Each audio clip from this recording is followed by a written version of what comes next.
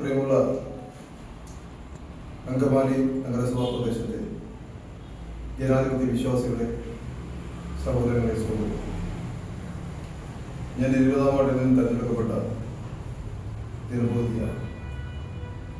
കഴിഞ്ഞ 20 വർഷക്കാലമായി അങ്കമാലി നഗരസഭയിൽ ഒരു കൗൺസിലർ എന്നുള്ള നിലയിൽ പ്രവർത്തിച്ചു വന്നിരുന്ന എന്നെ 20-ാം വാർഡിൽ 5-ാമത്തെ തവണയാണ് സ്വതന്ത്രമായി വിജയിപ്പിക്കുന്നത്.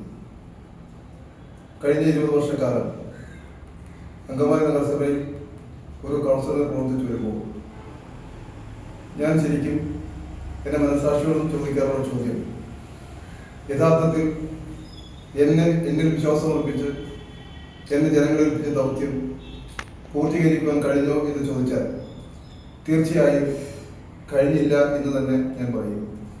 അതിന് കാരണം 2005 ഞാൻ അങ്കമാലി നഗരസഭ ചെയർമാനായി ഒരു കൗൺസിലറായി തിരഞ്ഞെടുക്കപ്പെടുമ്പോൾ അന്ന് ഞാൻ ഈ നഗരസഭയുടെ വൈസ് ചെയർമാനായി 3.5 വർഷക്കാലം അങ്കമാലി നഗരസഭയുടെ വൈസ് ചെയർമാനായി പ്രവർത്തിക്കുന്ന സാഹചര്യം എനിക്കുണ്ടായി.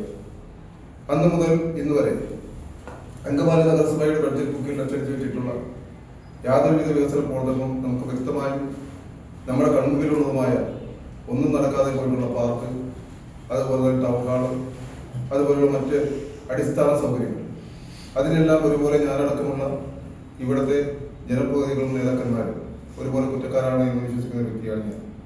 തീർച്ചയായും ഈ തെരഞ്ഞെടുപ്പ് കഴിഞ്ഞ് ഞങ്ങൾ 4 പേര് അങ്കമാലി നഗരസഭയിലേക്ക് സ്വതന്ത്രമായി തിരഞ്ഞെടുക്കപ്പെടുന്ന സാഹചര്യം ഉണ്ടായപ്പോൾ ഞാൻ എൻ്റെ മനസ്സിൽ കുറിച്ചിട്ടുള്ള കാര്യം, ഇതുവരെ നടക്കാതെ പോയിരുന്ന പദ്ധതികളിൽ ഏതെങ്കിലും ഒരു പദ്ധതിയെങ്കിലും ഈ 5 വർഷം കൊണ്ട് പൂർത്തീകരിക്കണമെന്നുള്ള നിശ്ചയദാർഢ്യത്തിലാണ് ഞാൻ നാളെ കൗൺസിലറായി സത്യപ്രതിജ്ഞ ചെയ്യുന്നത്. അതിനുവേണ്ടത് എന്ത് വിട്ടുവീഴ്ചയും ആരുമായി ചെയ്യുവാനും ആരുമായി സഹകരിക്കുവാനും ഞാൻ ഉൾപ്പെടെയുള്ള കൗൺസിലർമാർ ഉണ്ടാകും എന്നാണ് ഞാൻ വിശ്വസിക്കുന്നത്. എൻ്റെ ഏറ്റവും വലിയൊരു സ്വപ്നം എന്ന് പറയുന്നത്, ഇന്ന് അങ്കമാലിയുടെ മാർക്കറ്റിലെ അവസ്ഥ നിങ്ങൾക്കറിയാം.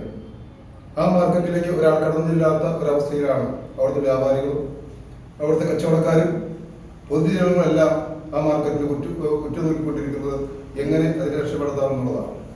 ആ മാർക്കറ്റിനെ രക്ഷപ്പെടുത്തുക എന്നുള്ള പരമപ്രധാനമായ ലക്ഷ്യത്തിലേക്കായിരിക്കും ഞാനെന്ന വ്യക്തി അല്ലെങ്കിൽ ഞാനെന്ന ജനപ്രതിനിധി ആദ്യമേ തന്നെ ലക്ഷ്യം വയ്ക്കുക. നല്ലൊരു സൂപ്പർ മാൾ പോലെ അതിൻ്റെ പ്രവർത്തനത്തെ അതിൻ്റെ നവീകരണ പ്രവൃത്തികൾ നടത്തുക എന്നുള്ളതാണ് ഞാൻ ലക്ഷ്യപ്പെടുന്നത്.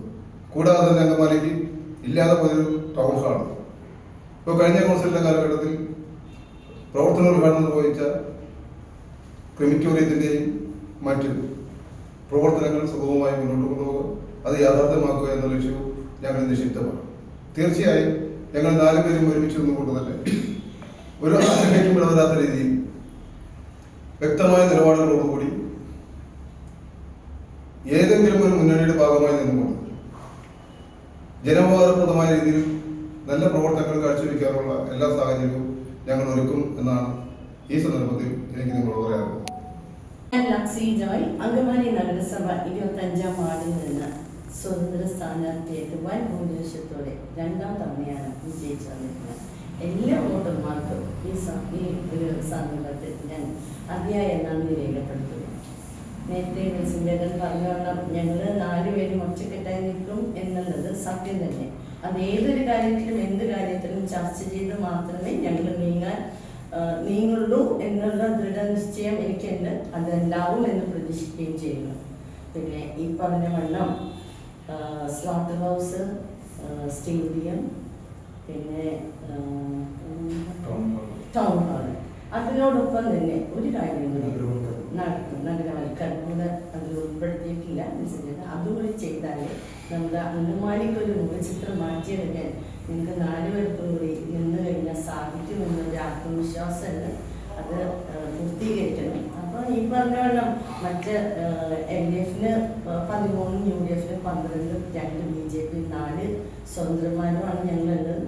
അപ്പോൾ ഈ പറഞ്ഞവണ്ണം ഏത് പാർട്ടിയുടെ കൂടെയാണ് ഞങ്ങൾ നിൽക്കുന്നത്, അവരും കൂടെ ഞങ്ങളോടും കൂടെ 4 പേരോടും കൂടെ ഒന്നിച്ചിരുന്നാൽ മാത്രമേ ഒരു അഭിപ്രായത്തിൽ ഒറ്റക്കെട്ടായി നിന്നാൽ മാത്രമേ ഇപ്പറഞ്ഞ ഞങ്ങളുടെ ഈ 4 ആവശ്യങ്ങളും ഞങ്ങൾക്ക് 4 പേർക്കുള്ള ഈ അഭിപ്രായങ്ങൾ ഒന്നിച്ചു കൊണ്ടുപോകാൻ സാധിക്കും.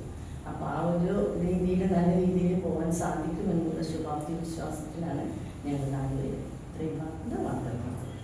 ആദ്യം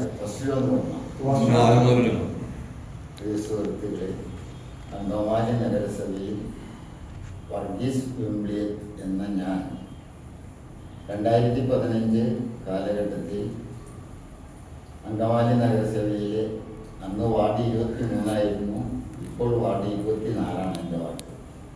അന്ന് 23 വാർഡിൽ നിന്ന് ഞാൻ സ്വതന്ത്രനായി തന്നെ തിരഞ്ഞെടുക്കപ്പെട്ട ഒരു വ്യക്തിയാണ്. 2015-20 കാലഘട്ടത്തിൽ ഞങ്ങൾ അന്ന് പരോക്ഷമായി തന്നെ UDF പിന്തുണ പ്രഖ്യാപിച്ചാണ് ഞങ്ങൾ നിലവന്നത്. പക്ഷേ കാര്യമായ വികസന പ്രവർത്തനങ്ങളൊന്നും നടത്താൻ ഞങ്ങൾക്ക് സാധിച്ചില്ല. അതിൽ ദുഃഖമുണ്ട്. ജനങ്ങളോട് ഇത് പറയുന്നതിൽ വളരെയധികം ദുഃഖത്തോടുകൂടി തന്നെയാണ് പറയുന്നത്.